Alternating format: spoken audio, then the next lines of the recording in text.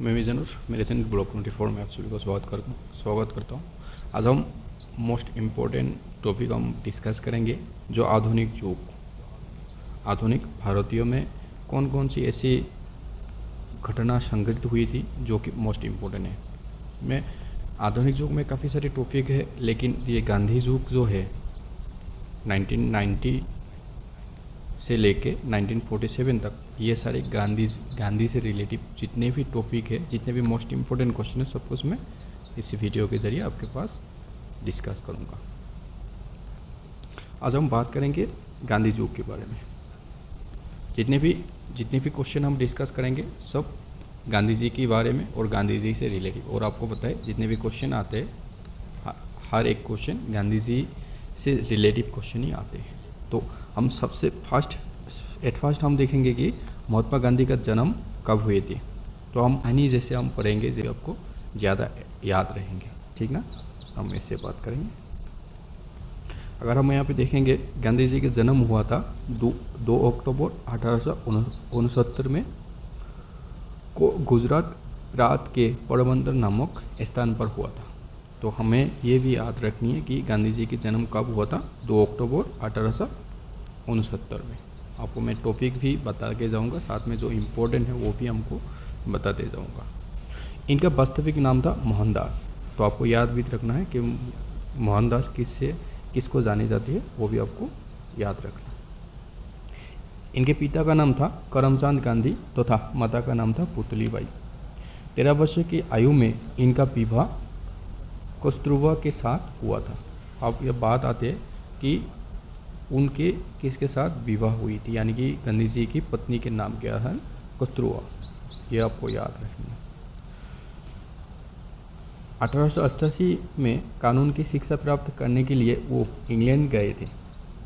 1891 में वो बैरिस्टर की डिग्री प्राप्त हुई थी और इसके वर्ष ही भारत में आए। तो हमें ये याद रखना है कि इंग्लैंड गांधी जी ने कब गए थे, 1888 में, और बैरिस्टर यानी कि LLB कंप्लीट कब की थी, 1891 में, और 1891 में ही भारत वापस आए थे। अब और हम निचोड़ के पढ़ेंगे तो ये सारी चीज़ें आपको ध्यान में रखना। साथ में आपको नोट करना या PDF मेरे टेलीग्राम ग्रुप में दिया हुआ है, तो टेलीग्राम चैनल को आपको फॉलो करनी है, वहाँ पे आपको मिल जाएंगे PDF। इसके बाद उन्होंने राजकोट में वकालत प्राप्त की। 1893 में एक गुजराती व्यापारी दादा अब्दुल्ला के मुकदमे के पैरवी के लिए दक्षिण अफ्रीका गई। तो हमें याद आपको रखना है कि गांधी जी ने फर्स्ट दक्षिण अफ्रीका कब गई थी, 1893 में। किस वजह से गई, जो गुजराती व्यापारी था दादा अब्दुल्ला की मुकदमे लड़ने के लिए। आपको यह भी ध्यान रखनी है। जब वे डरवन से प्रिटोरिया रेलवे कोर्स के प्राथमिक श्रेणी के डिग्री में यात्रा कर रहे थे, तो पीटर मेरिट जबगढ़ नामक स्टेशन पर एक अंग्रेज ने उन्हें ज़बरदस्ती प्रथम श्रेणी के डिब्बे में उतार दिया। इस घटने ने इनके नस्ल और रंग पक्षपात के बारे में सोचने के लिए प्रेरित किया। इन्होंने दक्षिण अफ्रीका में भारतीय के भेदभाव के खिलाफ लड़ने के लिए 1894 में नटल इंडिया कांग्रेस की स्थापना की। आपको ध्यान रखनी है सबसे ज़रूरी बात, नटल इंडियन कांग्रेस की स्थापना कब की और किसने की है।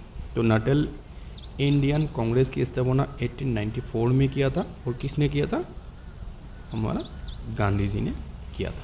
आपको ध्यान रखनी है। दूसरा हम देखेंगे, 1903 में गांधी जी ने दक्षिण अफ्रीका में इंडियन ओपिनियन नामक पत्र लिखवाना प्रारंभ किया। तो इंडियन ओपिनियन के नामक पत्र किसने लिखी थी, गांधी जी ने लिखी, और कब लिखी थी, 1903 में। ये भी आपको ध्यान रखना। 1904 में डरबन से 84 माइल दूर फिनिक्स में आश्रम की स्थापना की। तो फिनिक्स में आश्रम की स्थापना किसने की और कब की? तो 1904 में फिनिक्स में आश्रम की स्थापना की। कितने माइल दूर जाके? 84 माइल दूर जाके। तो मैं ये आपको वो आश्रम जो कि ये है आश्रम। 1906 में गांधी जी ने पहली बार दक्षिण अफ्रीका में सत्याग्रह दर्शन का विकास किया। परवाना कानून के विरुद्ध उन्होंने सत्याग्रह आंदोलन किया। तो आपको ये बात रखनी है कि सत्याग्रह आंदोलन कब स्टार्ट की थी? सत्याग्रह आंदोलन कहाँ पे स्टार्ट हुई थी? दक्षिण अफ्रीका में। और कब स्टार्ट हुई थी? 1906 में। 1908 में गांधी जी ने दक्षिण अफ्रीका में ही पहली बार जेल गई। तो ये भी आपको ध्यान में रखनी है कि गांधी जी ने पहली बार कब जेल गई थी और कहाँ पे? वो दक्षिण अफ्रीका में जेल गई थी और 1908 में पहली बार गांधी जी ने जेल गए थे। 1909 में इंग्लैंड में दक्षिण अफ्रीका आते समय जल जहाज़ में ही इन्होंने हिंद स्वराज नामक पुस्तक गुजराती भाषा में लिखी। हिंद स्वराज किसने लिखी? गांधी जी ने लिखी। और 1909 में महात्मा गांधी 9 जनवरी 1915 की दक्षिण अफ्रीका से भारत लौटते थे। इस दिन को भारत में प्रति वर्ष प्रवासी दिवस के रूप में मनाया जाते थे। भारत वापस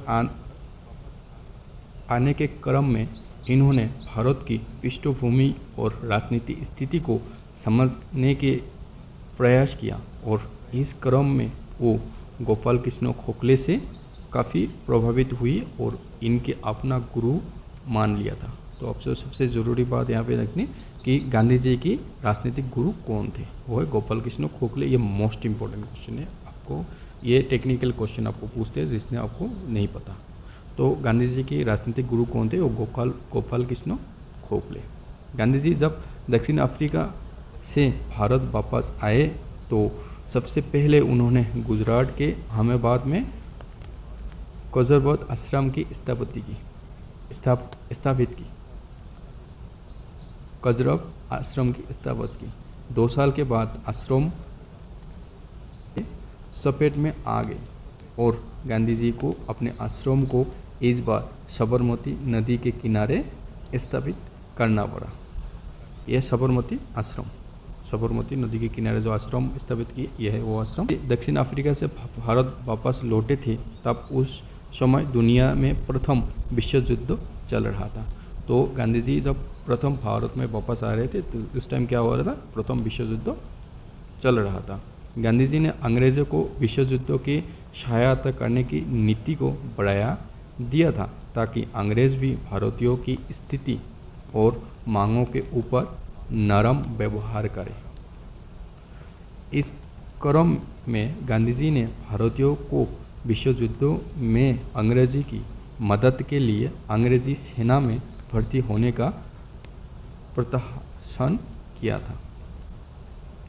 इसको देखते हुए भारतीयों ने उस समय गांधी जी को भर्ती करने वाली सर्जट के नाम से संबोधित किया था।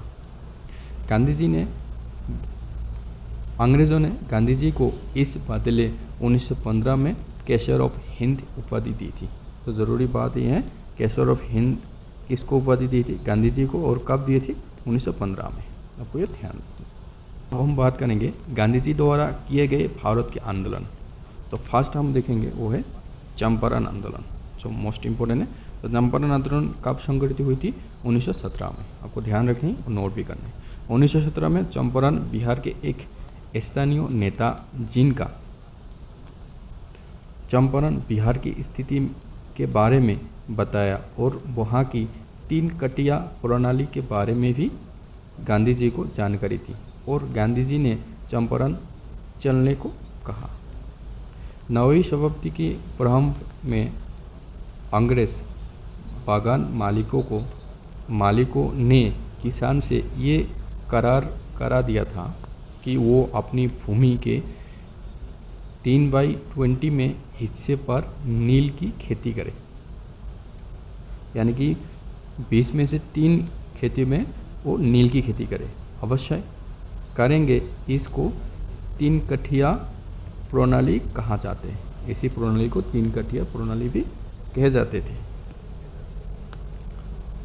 इस चंपारण सत्याग्रह की परिणाम ये निकल कर दिया गया और इसके साथ साथ कारों को भी 25% तक कम कर दिया था। ये गांधी जी की प्रमुख आंदोलन से एक था और ये सत्याग्रह की चंपारण की जो आंदोलन था, इसके आंदोलन की वजह से 25% तक जो कोर है यानी कि जो टैक्स था वो कम कर दिया। ये चंपारण सत्याग्रह गांधी जी के भारत में प्रथम विजय साबित हुई और भविष्य में गांधी जी को भारत के एक बड़े नेता के रूप में होने का द्वार भी खुल गए थे। इस सत्याग्रह के बाद रविंद्रनाथ टैगोर के द्वारा गांधी जी को महात्मा की उपाधि भी दी गई।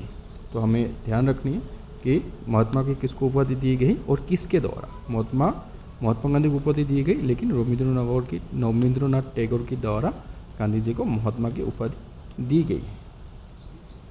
मिल मजदूर आंदोलन कब स्टार्ट हुई थी? वो 1918 में स्टार्ट हुई थी। चंपारण सत्याग्रह के बाद 1918 में गांधी जी को अहमदाबाद की कपड़ा मिल की मजदूर से मिले और उनकी समस्या को समझा। यहाँ का विवाद पहले एक वंश को लेकर था। जब पहले की समाप्ति हुई तो मिल मालिक वंश को समाप्त करने चाहते थे। मजदूरों ने इसका विरोध किया था। गांधी जी ने मजदूरों की हड़ताल पर जाने को कहा।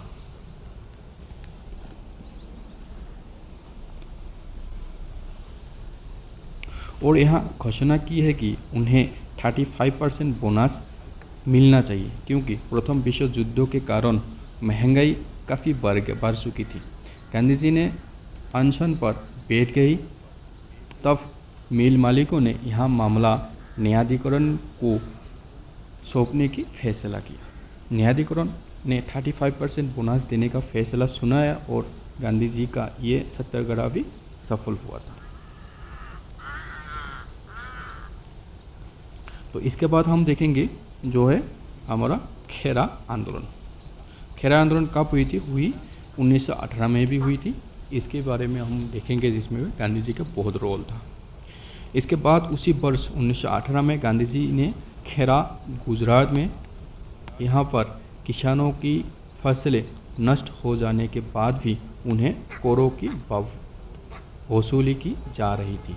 यानी कि उसी टाइम जहाँ पे अहमदाबाद मिल मजदूरों के आंदोलन के बाद ही 1918 में जो किसान की खेती खराब होने के बाद भी उनकी कोर देना पड़ा। उसके लिए गांधी जी को बुलाया गया किसानों ने। गांधी जी ने किसानों की लगन ना देने के लिए कहा। इस मामले की जांच के बाद ये निष्कर्ष निकला कि लगन माफ़ कर देना चाहिए। गांधी जी ने दक्षिण अफ्रीका में किए गए इनके कार्यों को लेकर वो भारत में भी काफ़ी चर्चित थे और इन आंदोलन में से सफलता पाए हुए भारत में बड़े नेता के रूप में भी देखे जाने लगे थे। तो इसके बाद हम देखेंगे सबसे ज़रूरी रॉलेट एक्ट। रॉलेट एक्ट में बहुत भूमिका है गांधी जी की, जो है 1919 में रॉलेट एक्ट इंग्रजों द्वारा दिए गए थे। जब 1918 में विश्व युद्ध समाप्त हो गई थी तो उनके बाद ही 1919 में अंग्रेज़ों द्वारा रॉलेट एक्ट की भारत में लाया गया था। तो रॉलेट एक्ट कब लाया गया था? 1919 में अंग्रेज़ों द्वारा।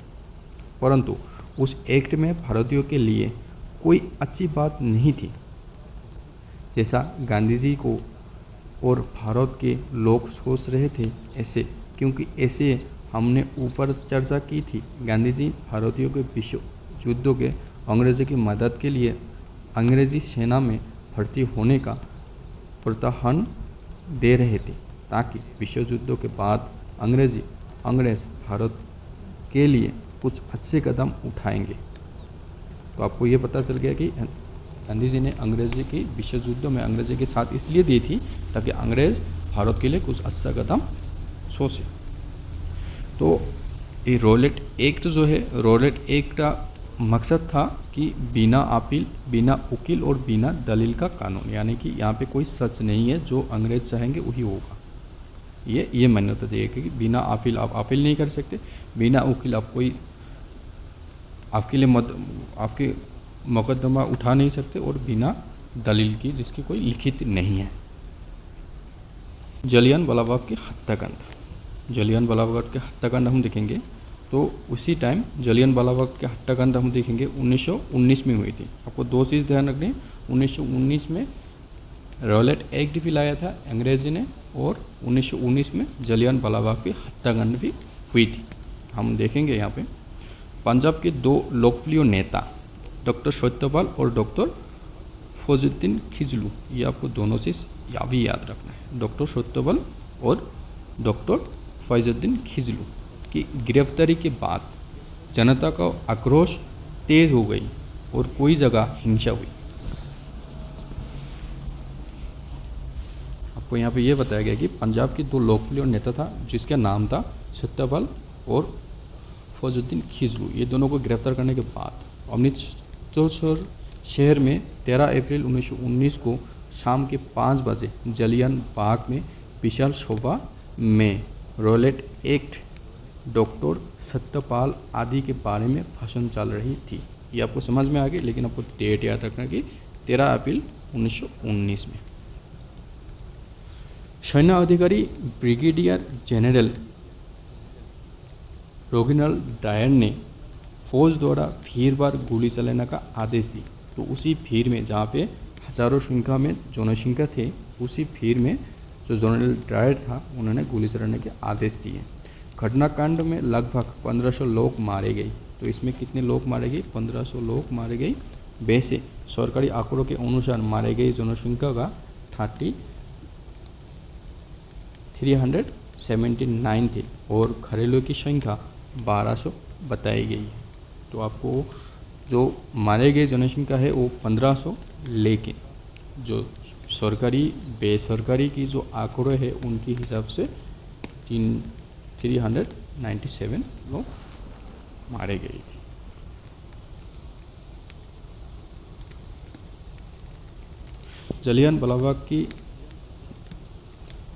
जलियांवाला बाग हत्याकांड के समय पंजाब प्रांत का लेफ्टिनेंट गवर्नर माइकल और डायर था।